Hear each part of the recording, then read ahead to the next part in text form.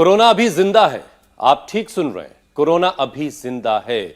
जब जब इस खतरनाक वायरस को खत्म मान लिया जाता है, तब तब ये फिर से फन फैलाकर सामने खड़ा नजर आता है।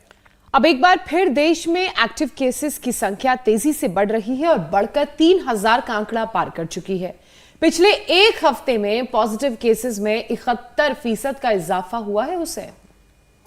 ज्योत्सना, दुश्मन एक हो तो मुकाबला करना आसान होता है, लेकिन इस बार सिर्फ कोरोना ही नहीं बल्कि 3 और वायरस दुश्मन बनकर एक साथ हमारे सामने खड़े हैं। और इनमें सबसे ज्यादा खतरनाक जो है वो है H3N2 वायरस। WHO के मुताबिक ये इन्फ्लुएंजा ए का ही सब वेरिएंट है और जो देश में अब तक 2 लोगों की जान भी ले चुका है। सांस लेने में परेशानी इसका पहला लक्षण है। लेकिन पूजा, इन्फ्लुएंजा तो साल भर हवा में सर्कुलेट होते रहे हैं। ऐसे में ये वायरस इस वक्त इतना खतरनाक क्यों साबित हो रहा है, ये जानना भी बहुत जरूरी है। ज्योत्सना, इसकी 2 बड़ी वजह हैं। एक तो कोरोना काल के बाद लोगों की कमजोर हुई इम्यूनिटी और दूसरा H3N2 वायरस म्यूटेट हुआ है, जिससे इसके फैलने की रफ्तार और उसकी जो क्षमता है, मारक क्षमता, दोनों बढ़ी है। H3N2 सबसे ज्यादा बच्चों को अपना शिकार बना रहा है, जिन्हें ठीक होने में 10 से 12 दिन लग रहे हैं और उन्हें आईसीयू में भर्ती कराने तक की नौबत भी आ रही है। देश में इस साल अब तक 10 लाख से ज्यादा इन्फ्लुएंजा के केसेस सामने आ चुके हैं। वायरस के बढ़ते अटैक को देखते हुए हेल्थ मिनिस्ट्री ने समीक्षा बैठक की है और राज्यों को अलर्ट रहने के साथ ही बारीकी से निगरानी के भी निर्देश हुसैन दिए गए हैं। वैसे राज्य सरकारों के साथ साथ आम जनता भी सावधान रहे तो बहुत बेहतर बात है। वायरस से बचना है तो कोरोना वाली तमाम जो गाइडलाइंस है उनको फॉलो कीजिए, जैसे मास्क लगाना, सोशल डिस्टेंसिंग का ख्याल रखना, भीड़ भाड़ वाली इलाकों से बचना, वहां कम से कम जाना। और सबसे जरूरी है इन सारी बातों के साथ अपनी इम्यूनिटी को मजबूत बनाना। बिल्कुल ठीक कहा आपने, क्योंकि 4 तरह के वायरस के अटैक के बीच स्वाइन फ्लू के मामले भी लगातार बढ़ रहे हैं और अगर इम्यूनिटी अच्छी होगी तो कोई भी दुश्मन शरीर के डिफेंस सिस्टम को भेद नहीं पाएगा। तो मतलब ये है कि आज इम्यूनिटी मजबूत करनी है तो शुभ काम में देरी कैसी। चलिए सीधे स्वामी रामदेव के पास चलते हैं और उन्हीं से जानते हैं कि फौलादी इम्यूनिटी कैसे बनाई जाए। स्वामी जी प्रणाम, बहुत बहुत स्वागत है आपका। प्रणाम स्वामी जी। बहुत बहुत प्रणाम हुसैन जी, और हमारी सारी योगिनी बहनों को भी प्रणाम। और मेरे साथ एक आह्वान यादव है। आप कहेंगे कि मैं क्या आह्वान करने लगा। अब इसको 1 महीने पहले डायबिटीज हुआ और इसने तुरंत योग करना शुरू कर दिया। इसकी माँ इसको इधर लेके आ गई। अब कितनी इंसुलिन लग रही है? 0। जोर से बोलो। 0। 0 हो गई। और पहले इसको शुगर थी और इसने अपनी इम्यूनिटी भी बढ़ा ली। ये ताड़ासन, चलो ये करो। और इम्यूनिटी बढ़ाने के लिए सबको रोज योगिक जोगिंग, सूर्य नमस्कार, दंड बैठक तो करना ही गई। साथ में ही इम्यूनिटी बढ़ाने के लिए, शरीर को डिटॉक्स बनाने के लिए आज बहुत कुछ हमने इंतजाम किया है।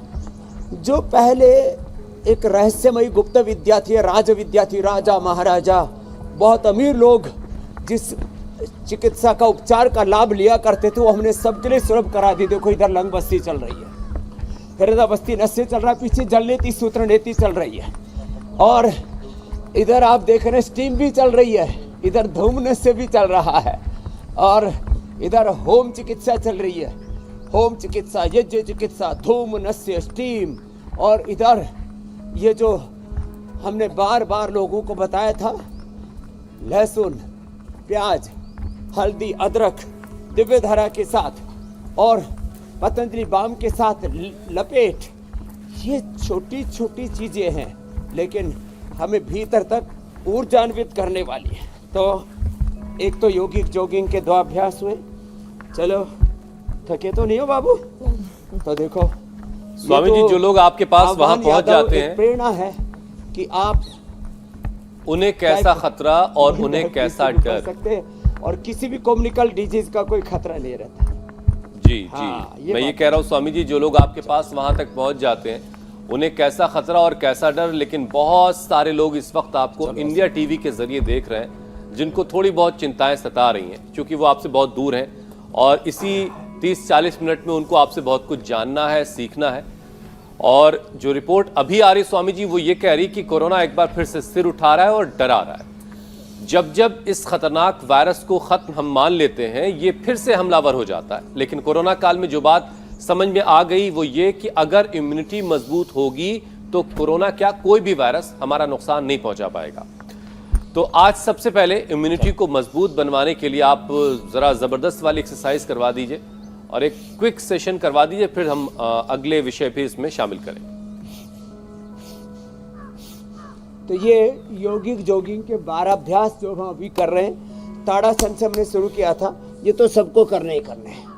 तो चाहे कम्युनिकेबल डिजीज हो, अभी आप बात कर रहे थे H3N2 वायरस की, जी अलग अलग प्रकार का, कोई इन्फ्लुएंजा है, कोई बैक्टीरिया है, कोई अलग अलग प्रकार का वायरस है, कोई फंगस है, ये सारी चीज़ें उन्हीं को लगती हैं या कोई भी बैक्टीरिया वायरस उन पर हमला करता है जिनकी इम्यूनिटी कमज़ोर होती है। अब हमारे आस पड़ोस से न जाने कितने बैक्टीरिया वायरस फंगस गुजरे होंगे, वो हमसे कम 2 से लेकर के 5 फीट की दूरी बना के रखते हैं। आस पड़ोस में तो आते जाते हैं, फिर एकदम सुन जा, अरे भाई इनके भीतर हमारे लिए दाल नहीं गलने वाली है। इन्होंने योग का ऐसा सुरक्षा चक्र ब्रह्मास्त्र तैयार कर रखा है कि हम इनके भीतर घुस नहीं सकते। चारों तरफ वो मचल करके रह जाते हैं, बाकी तो घात लगाए बैठे हैं, रोग, बैक्टीरिया, वायरस, फंगस। जो योग नहीं करेगा, गांव की भाषा में बोले तो उसी के भीतर ये बढ़ जाएंगे। कोई भी बैक्टीरिया, वायरस, फंगस बोलता है मैं बढ़ूं, तो जब वो ऐसा बोले नहीं भाई तू मेरे भीतर नहीं बढ़ सकता, नहीं घुस सकता, मैं योग करता हूँ। तो जो योग करेंगे ऐसे ऊपर हाथ करो, पूरा योगिक जॉगिंग के 12 अभ्यास ऐसे, और सूर्य नमस्कार के 12 अभ्यास, थोड़ा दंड बैठक करेंगे। ताड़ासन, तिर्यक ताड़ासन हमने शुरू में करवा दिए ये, और इससे फेफड़ा भी बहुत अच्छा होता है। ऐसे ये, फिर ये,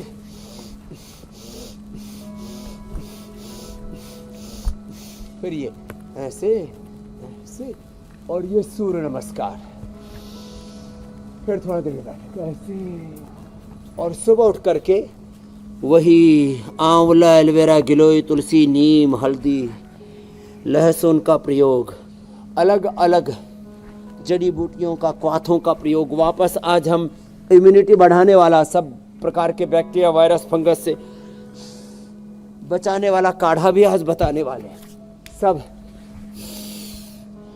ऐसे ये 12 तो योगिक जॉगिंग के अभ्यास करें। प्रणामासन, ऊर्ध्वस्थासन, पादहस्तासन, दक्षिण से संचालनासन, पर्वतासन, साष्टांगासन, भुजंगासन, और ऐसे पूरा आवृत्ति अभ्यासों की। और आपके साथ यादव जी वो भी कमाल कर रहे हैं स्वामी जी। फिर ऐसे, अरे बड़ा मजबूत बच्चा है, बड़े उत्साह में है ये, बिल्कुल रफ्तार पकड़ी हुई है। मैंने टाइप 1 डायबिटीज को परास्त कर दिया है। ऐसे ऐसे, चलो अब ऐसे आ जाओ बच्चे। ये क्या बात है भाई, आप ठीक करें। आह्वान जी तो आह्वान करें, आओ सब योग करो। कम्युनिकेबल, नॉन कम्युनिकेबल डिजीज से बचो, अपनी इम्यूनिटी को सुपर इम्यूनिटी बनाओ। क्या लेते हो बच्चा, दवाई क्या क्या लेते हो? इम्यूनोग्रिट और इम्यूनो क्या कहते हैं, मधुनाशिनी, मधुनाशिनी और मधुग्रिट। क्या बात है। और जूस किसका पीते हो? दूध, जूस खीरा, करेले का, टमाटर और एंटीडीएमएस। क्या बात है। और दूध गांव का, गाय का। और यहाँ किसका दे रहे हैं? ऊँटनी का। लंबे लंबे श्वास ऐसे। तो ये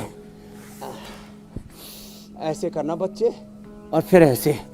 तो ये तो इम्यूनिटी का फुल कोर्स हो गया। 10-20 बार से शुरू करके जो मजबूत है वो तो ऐसे कर लेगा, दंड लगाना, शेष ऐसे भुजंगासन कर लेना, पूरा नीचे आओ बच्चे, फिर ऊपर आओ ऐसे। तो भाई एक बार जोरदार ताली बजा दो भाई आह्वान यादव के लिए। भाई बहुत अच्छा किया आपने, है ना? अच्छे बच्चे हो आप। जाओ माँ के पास जाओ। उधर इसकी माँ बैठी हवन कर रही है और उसके पास में एक बच्चा बैठा हुआ है, अनुराग न जाधव, अविनाश जाधव। इसने कैंसर को ही परास्त कर दिया, ब्लड कैंसर को। और ये जितने भी यहाँ पर बैठे हुए, इन्होंने अलग अलग प्रकार के बैक्टीरिया, वायरस, फंगस को हटाया है, मिटाया है। और आज ये यज्ञ चिकित्सा, ये धूम चिकित्सा हमारी बहन कर रही। इसमें हल्दी है, इसमें कटेली है, इसमें काकड़ा सिंगी है।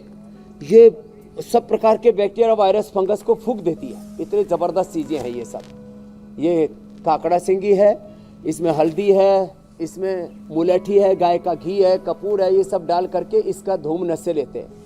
तो मुंह से भी लेते हैं, नाक से छोड़ते हैं, नाक से लेते हैं, मुंह से छोड़ते हैं, स्टीम भी लेते हैं, लेप लपेट। और ये जो है अलग अलग प्रकार की बस्ती। तो शुरू तो कर दे, लंग बस्ती, तो लंग बस्ती, हृदय बस्ती, फिर उधर नशे चल रहा है। और फिर कम से कम इतना भी ना कर पाए तो कम से कम प्राणायाम तो सबको करना है। और मंडूक आसन से लेकर के गोमुखासन तक, पवन मुक्तासन से लेकर के शीर्षासन, सर्वांग आसन तक अब लोगों की दिनचर्या का हिस्सा बन गया है योग। बिल्कुल बिल्कुल। कम से कम संडे के दिन तो लोग कर ही लेते हैं। और इम्यूनिटी मजबूत करवाने वाला जो क्विक सेशन आपने करवाया वो भी कमाल का है। थैंक यू इंडिया और टीवी, थैंक यू हुसैन भाई। अब जरा आगे थोड़ा सा बढ़ते हैं स्वामी जी इससे, क्योंकि मौसम में बहुत तेजी से उतार चढ़ाव इस वक्त हो रहा है और इसकी वजह से इन्फ्लुएंजा के केसेस बढ़ रहे हैं और कई तरह के वायरस भी एटमॉस्फेयर में एक्टिव हैं। जैसा कि आप बता भी रहे थे कि आपके आसपास भी बहुत सारे टहल रहे हैं, लेकिन जो आपका डिफेंस सिस्टम है वो ज़बरदस्त है, इसलिए वो वहाँ पर उनकी दाल नहीं गलती। तो ऐसा ही डिफेंस सिस्टम सबके लिए तैयार होना है। तो ऐसे में स्वामी जी वो कौन कौन से आयुर्वेदिक उपाय हैं योगा के साथ साथ जिनसे शरीर का जो सुरक्षा चक्र है कुछ इस तरह का हो जाए कि ये सारे वायरस आसपास अगर हैं भी तो भी कुछ ना बिगाड़ पाए? तो हमने एक तो फेफड़े के लिए सबसे अच्छा पाया है काकड़ा सिंगी को। और ये काकड़ा सिंगी का धूमनस से भी करा, इसका हम काढ़ा भी बना के देते, इसकी बस्ती एनिमा भी देते हैं। और ये सभी प्रकार के बैक्टीरिया, वायरस, फंगस से सुरक्षा के साथ साथ ये एंटी कैंसरस भी है। सभी प्रकार के रोगों के लिए अवरोध खड़ा करने वाला और अपने भीतर एक ऐसा रक्षा कवच, सुरक्षा कवच तैयार करने वाला है काकड़ा सिंगी का प्रयोग। एक दूसरा, हल्दी, गिलोय, तुलसी, नीम, काली मिर्च, ये जो हम पहले बताते रहे आज उसका काढ़ा भी बताएंगे।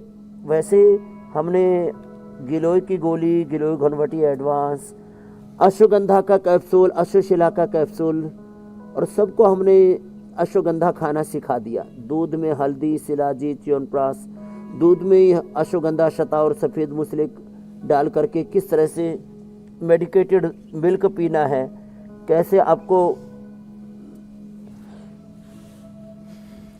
हल्दी टर्मरिक वाला दूध पीना है, ये तो हमने बार बार लोगों को बता करके गोल्डन मिल्क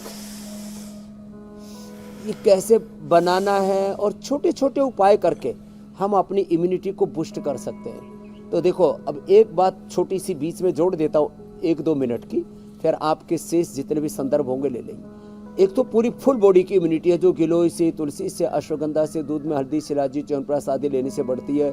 अश्वगंधा, अश्वशिला, गिलोय, घनवटी, ये सब चीज़ें पूरी बॉडी की इम्यूनिटी को बूस्ट करते हैं। हमने इम्यूनोग्रिट पोटी, इम्यूनोग्रिट पाउडर जिसमें रिद्धि वृद्धि, जीव कृष्ण रिद्धि, मेदा, महामेदा, काकोली, क्षीर काकोली, अश्वगंधा, शता और विदारी कंद, वराही गंध, और इसमें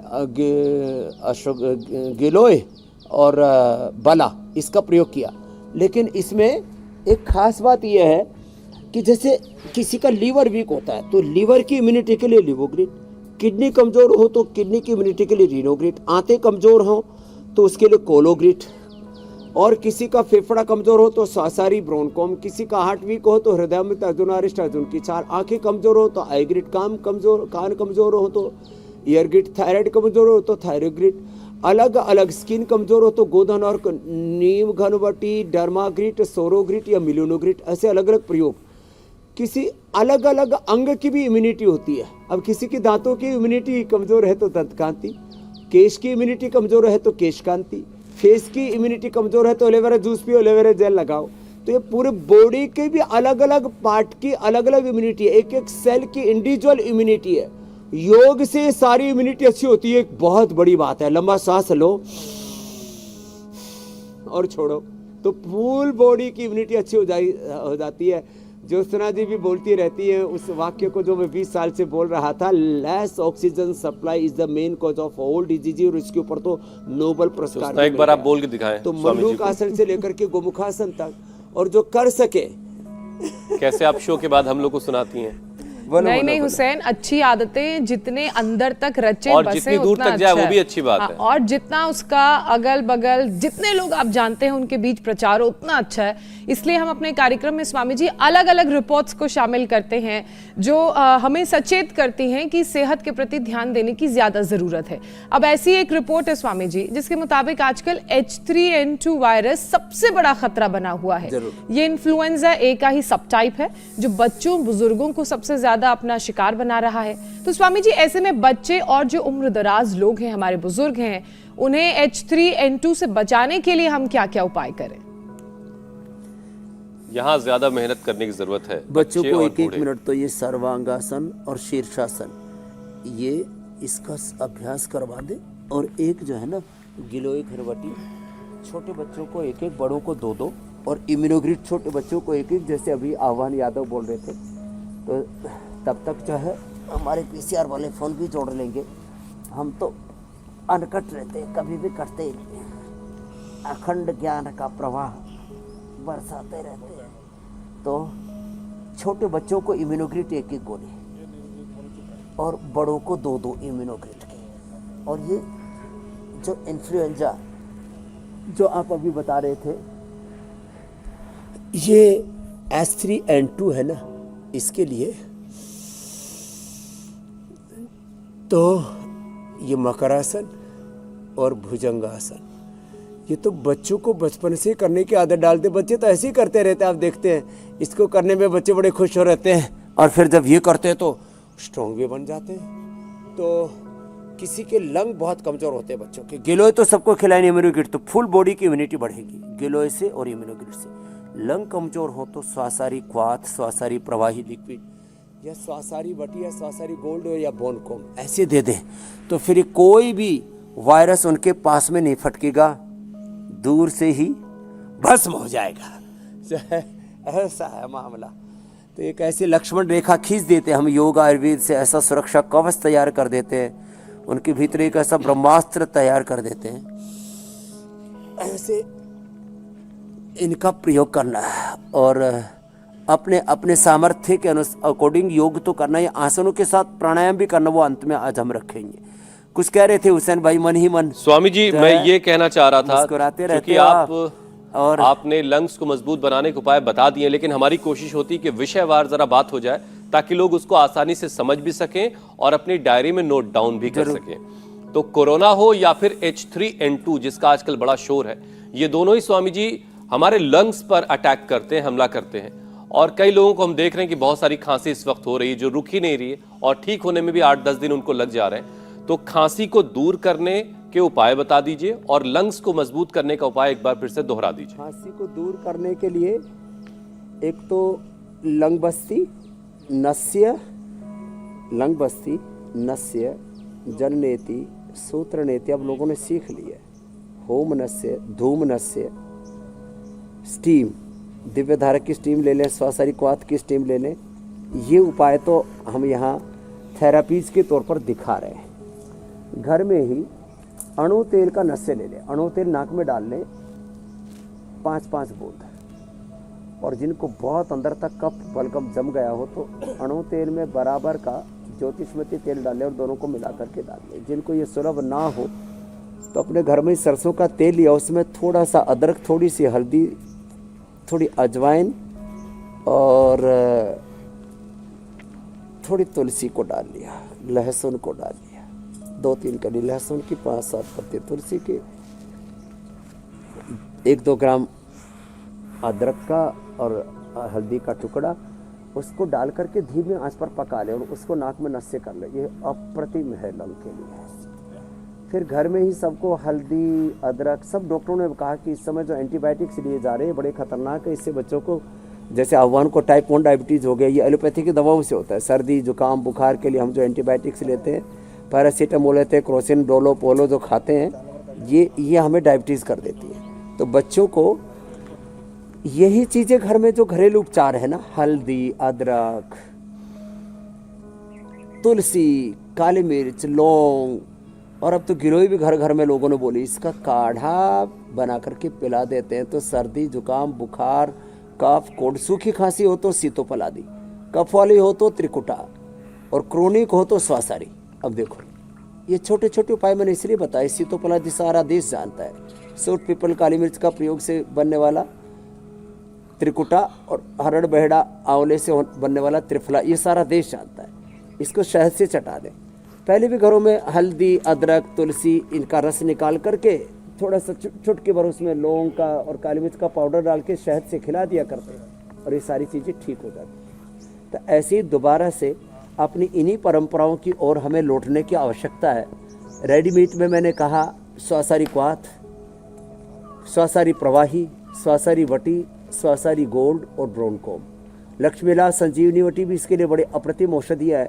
बुखार के लिए तो गिलोय, सुदर्शन घनवटी, महासुदर्शन घनवटी, और अब तो हमने फीवर के लिए फिवोग्रिट और टाइफाइड के लिए टाइफोग्रिट नई औषधियाँ भी बना दी हैं और ये बड़ी प्रभावी हैं और इनका कोई साइड इफेक्ट, कोई एडवर्स इफेक्ट नहीं है। तो लंग की तो कोई दिक्कत हो ही नहीं सकती। प्राणायाम जरूर करें, अभी थोड़ी देर बाद वो भी बताने वाले हैं हम। तो ये पवन मुक्तासन, उत्तान पादासन, कुछ आसन तो अपनी दिनचर्या में ना ऐसे रोज सम्मिलित कर ले। एक एक आसन को 10-20 मिनट तक करना होता है, 10-20 सेकंड तो हम स्वस्थ लोगों से ऐसे करवा दें। तो ऐसे जो करेंगे उनके फेफड़े ऐसे फौलादी हो जाएंगे। अब ये सेतुबंद, भुजंगासन, मकरासन, उल्टे करके बैठ के गोमुखासन, ये तो लंग के लिए बहुत जबरदस्त है।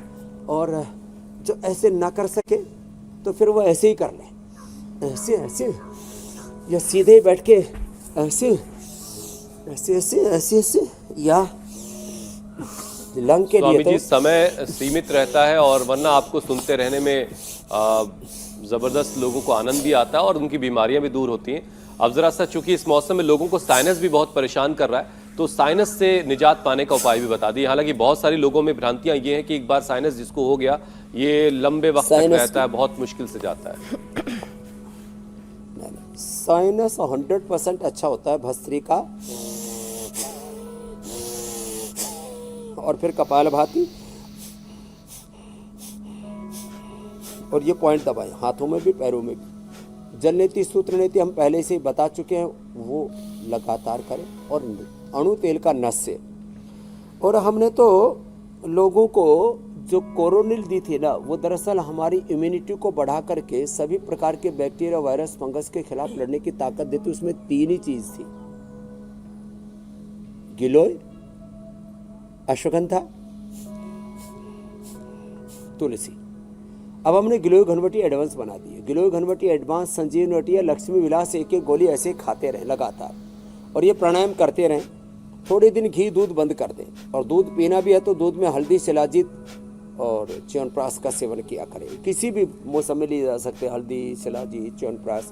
कुछ लोगों में भ्रांति है तो गर्मी में नहीं लेनी चाहिए। गर्मी में सारी चीज़ें ले सकते हैं, उसकी मात्रा कम की जाती है। और दूध सर्दियों में तो गर्म पिया जाता है, गर्मियों में ठंडा करके पी लिया। दूध में हल्दी, शिलाजीत, च्यवनप्राश डाल दिया, ठंडा थोड़ा दूध कर लिया, उसको पी लिया, तो गर्मी भी नहीं करेगा। तो अनुपान का, सहपान का, शीतोष्ण का ध्यान रखते हुए जब हम उपचार करते हैं, और साइनस के लिए पॉइंट बड़ा जबरदस्त है ऐसे। और स्वामी जी, एक कफ कोल्ड के लिए कल्प हम बताते हैं, खजूर कल्प। खजूरी खाओ, इसलिए हम खजूर रखा हुआ है, खजूरी खाओ।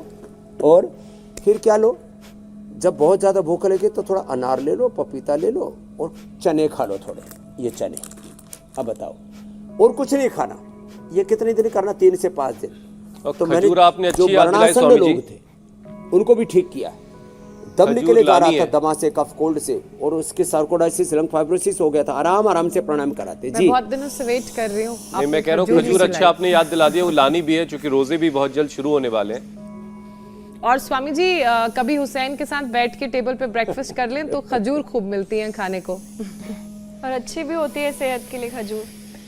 स्वामी जी, एक विषय ये भी है कि गले में एलर्जी और टॉन्सिल आजकल बहुत ज्यादा लोगों को परेशान कर रहे हैं। लोग गले के दर्द से परेशान हैं, तो गले को आराम कैसे दें ऐसे में, और कैसे टॉन्सिल की परेशानी हम दूर कर पाएं? जबरदस्त पॉइंट है गले के लिए। और इसके लिए ना दो चीजें हैं। एक तो जिस माँ ने हमको जन्म दिया पूज्य गुलाब माता, वो चूल्हे की राख, अब तो हम यज्ञ की भस्म से करवाते जो हवन हो रहा है, वो चूल्हे की राख ऐसे अंगूठे पे लगा के और गले में लगा देती थी, हल्का सा दबा देती थी, और एक ही दिन में टॉन्सिल दूर। जब बबूल की दातुन करते और बबूल के ऊपर का छिलका उसको चूस लेते, उनको टॉन्सिल नहीं होते। जो त्रिकुटा और बहेड़ा दोनों पाउडर मिला करके, त्रिकुटा बहेड़ा 20-20 ग्राम मिला लिया, उसमें 5 ग्राम अदरक भस्म, और जल्दी ठीक होना हो तो स्वर्ण वसंत मारती 2-3 ग्राम मिला दो। शहद से 1-1 ग्राम खिला दो, टॉन्सिल ठीक हो जाते हैं। यहाँ पॉइंट दबाने से दोनों हाथों में और दोनों पैरों में पॉइंट दबाने से टॉन्सिल अच्छे हो जाते हैं। एक हमने गरारा आविष्कार किया एलोवेरा का। एलोवेरा 200 ग्राम, हल्दी 20 ग्राम, नमक 2-3 ग्राम, ये, और इसमें अमरूद के पत्ते और मिला देते हैं। बड़ा ज़बरदस्त होता है अमरूद का पत्ता। 5-10 पत्ते अमरूद के डाल दिए, और इसको क्रश करके और इसको उबाल करके गुन जितना सह सकते हो उतने गरारा कर लेना। कितना ही गला खराब हो, कितने ही टॉन्सिल हो, ठीक हो जाते हैं। कपालभाति के साथ उज्जाई प्राणायाम भी कर लेना।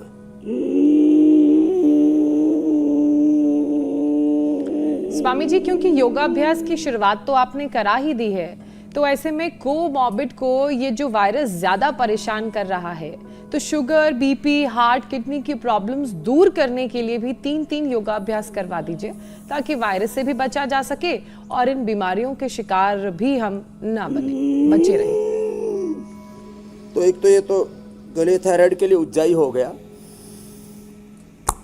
तो थायराइड के लिए तो फिर सर्वांगासन, हलासन, उष्ट्रासन कर सकते हैं। और बीपी शुगर के लिए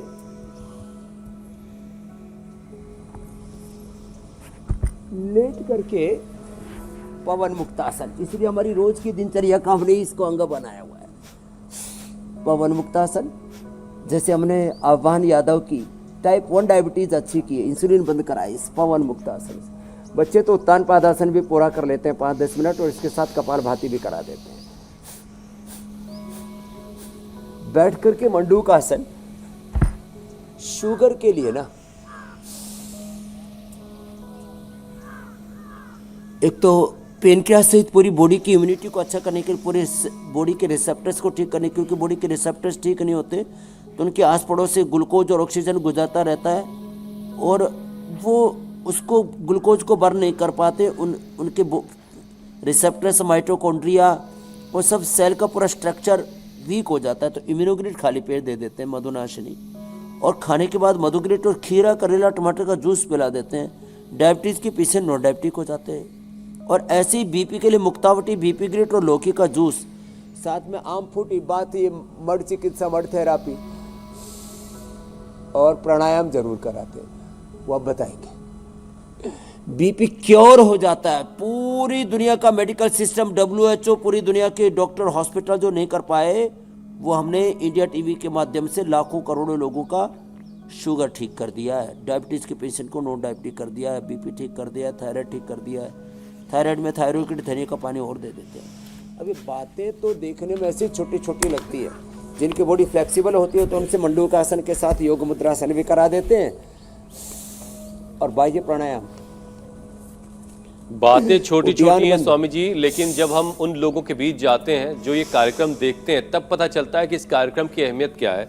हमारे मित्र हैं डॉक्टर नीरज, उनसे मिला, वो बताने लगे कि भाई हमने पूरा कोरोना काल बस आपका कार्यक्रम देख देख के, स्वामी जी से सीख सीख के गुजारा, पूरा परिवार, और छोटा सा उनका बच्चा, वो भी आपका जबरदस्त फैन है, आपके साथ बैठ के अनुलोम विलोम करता रहता है। तो अब जरा अनुलोम विलोम का वक्त भी हो गया है, तो प्राणायाम के फायदे जरा बता दीजिए कि H3N2 के लिए खासतौर से, और कोरोना के जो केसेस बढ़ रहे हैं उससे बचने में प्राणायाम कैसे कारगर है। ये डॉक्टर नीरज जी की आपने बात बताई, डॉक्टर गगन भल्ला, आज एक डॉक्टर जो है यूके से आए हुए थे, 83 साल के डॉक्टर करवीर जी, बोले जी हम तो पूरे कोरोना में बस योग करते रहे, गिलोय पीते रहे, तुलसी का काढ़ा पीते रहे, गिलोय तुलसी, थोड़ा उसमें काली मिर्च, थोड़ा लौंग हल्दी डाल करके, सैकड़ों हजारों रोगियों से मिले। और एक फिजिशियन थे, एक जो है डेंटिस्ट थे, बोले जी हमारा तो काम ही लोगों से, डेंटिस्ट का तो मुंह में मुंह डाल करके काम करना पड़ता है, हमको कुछ नहीं हुआ, क्या करते रहे, भस्त्रिका करते रहे और गिलोय घनवटी और कोरोनिल खाते रहे, स्वासारी लेते रहे।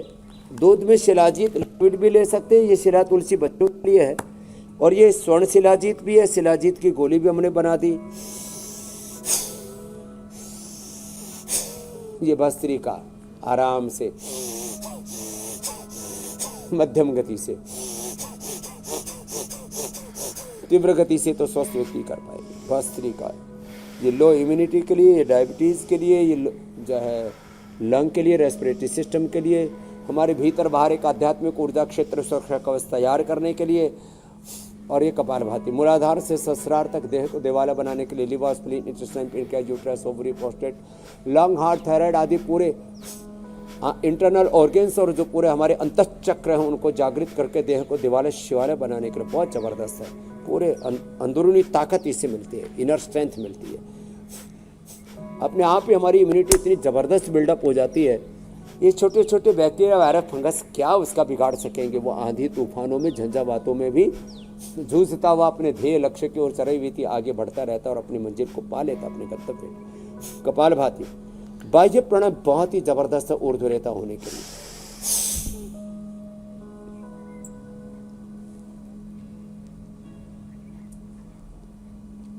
तीन बंद के साथ मूल बंद, उद्यान बंद, जालतला, और उज्जाई गले थायराइड के लिए, कफ, कोल्ड, टॉन्सिल और गले की इम्यूनिटी खराब होती है।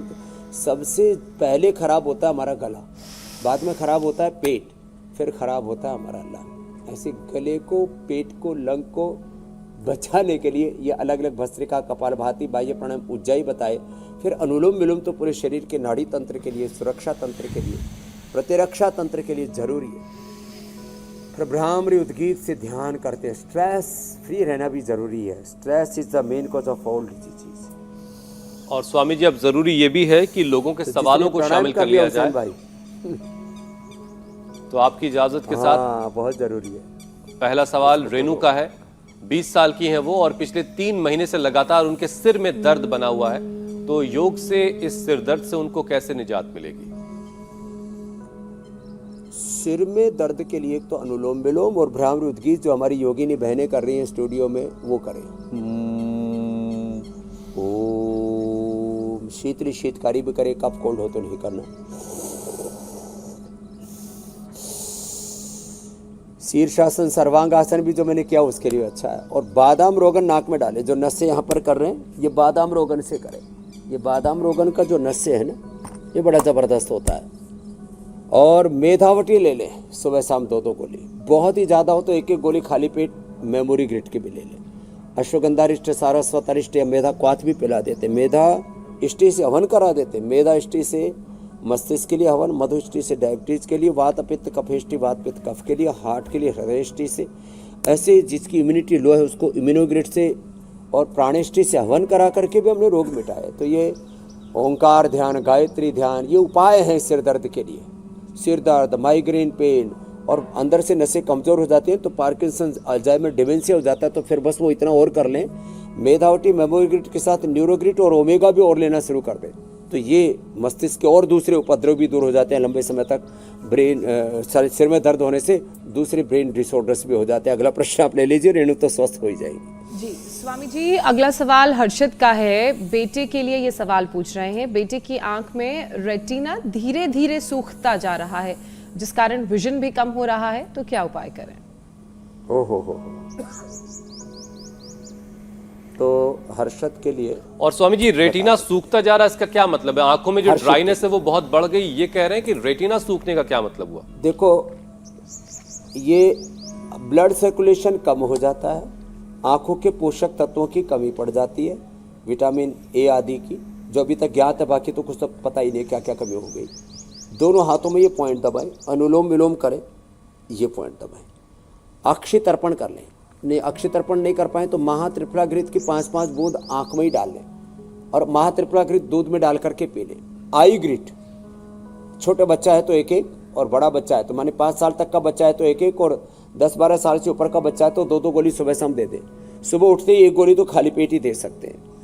आई ग्रिट लेने से सोम में आंखों में ड्रॉप डाल दें। इससे रेटिना की, कॉर्निया की, मैकुलर डिजनरेशन की और जो है रतौंधी की, रेटिनाइटिस पिगमेंटोसा की और ग्लूकोमा की, आंख का प्रेशर बढ़ गया उसकी, नज़र की कमजोरी, चश्मा, ये सब हर्षित के साथ साथ सबके लिए बता दिया है।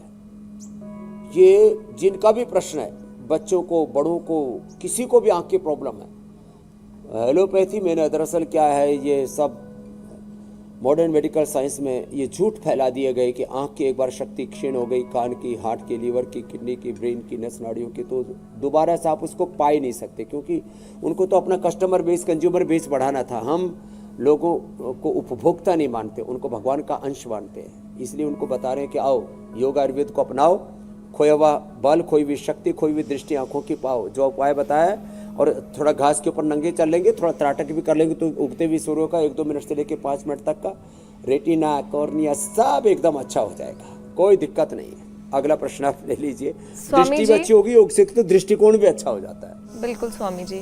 स्वामी जी, अगला सवाल रामदेव शर्मा का है। उनकी माँ की उम्र 38 साल है और उन्हें लिवर में सूजन हो गई है, क्या उपाय करें स्वामी जी? स्वामी जी, मुझे लगता है इनके माता पिता ने इनका नाम रामदेव आपके नाम पर ही रखा है। तो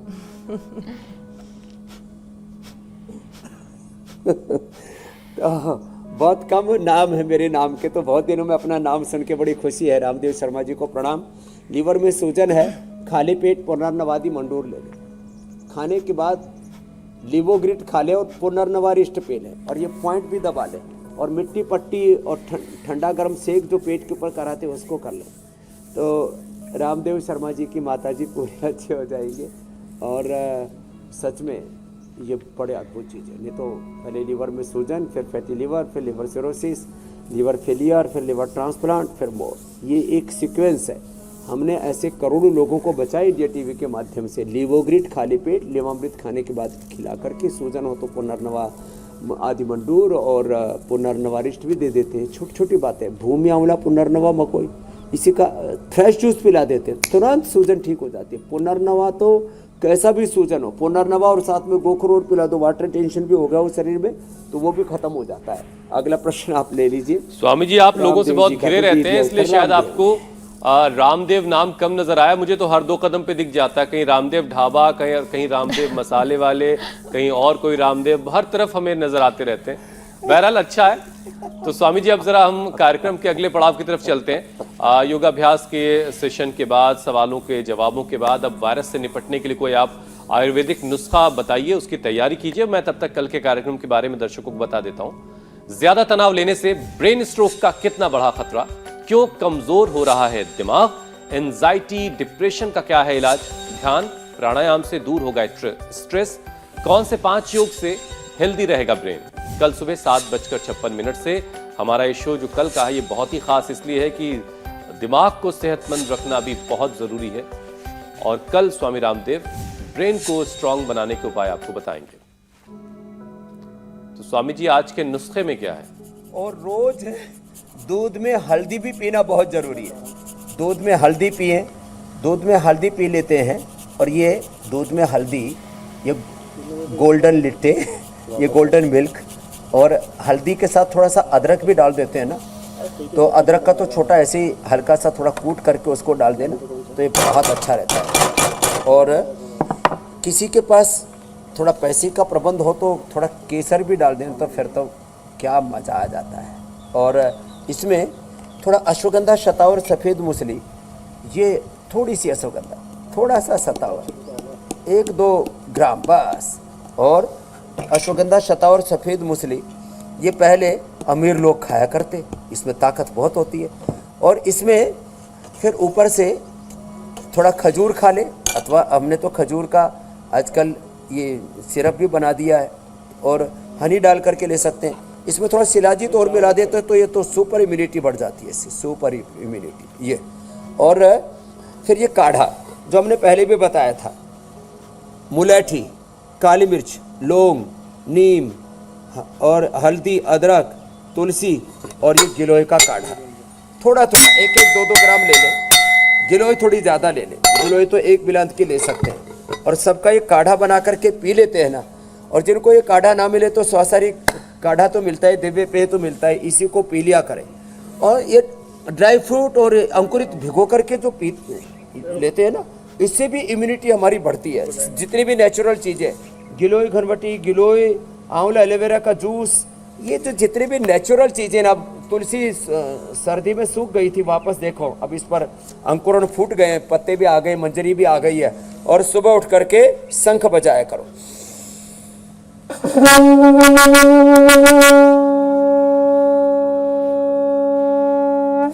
शंखनाद हो, योग का निनाद हो।